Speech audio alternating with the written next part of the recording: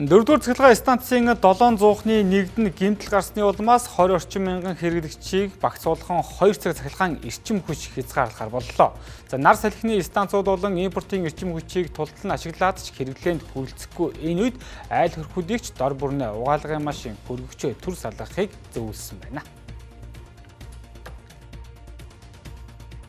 Өнөөдрийн 20-с 22 цагт Баянзүрх дүүргийн Баг тэнгэр 15 дугаар хороолол, Сүхбаатар дүүргийн Туслан орчим 11 дугаар хороолол, Чингэлтэн Гисэр сум 22-оос тэг цагт цэцэг цочид буудал, Бүхий өргөө 3 дугаар хороолол, Био кабинет орчим гээд 2 цаг тутамд 20 мянга орчим айл өрхийг нэг багц болгон эрчим хүчээр хязгаарлах хуваарийг эрчим хүчний яамнаас гаргалаа. Биднээсийн хувьд бол аль болохоор цагаа барих, яг тэр хөтөлбөр зарлагдсан тэр багцад орчихсон хэрэглэгчтэй таслах талаар бол хатуу одоо хяналтайгаар ажиллаж байна. За өнөөдрийн хувьд нөхцөл нэлээд хүнд байна. Тэрс дөрөв дээр нөгөө зогсох ёстой цуух маань зогсоо засвар ажилдаа орчихсон байгаа. За импортын хувьд бид тулгаад байна.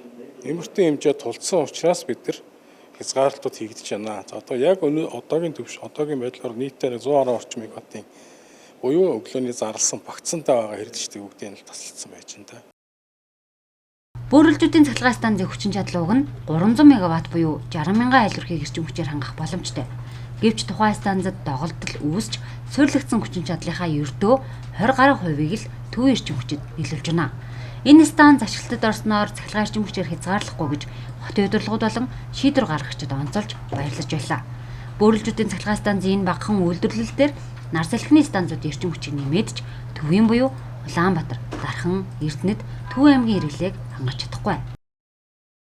Тэгэхээр цахилгаан эрчим хүч одоо яг энэ шиг савлтаа явж байгаа шүү дээ.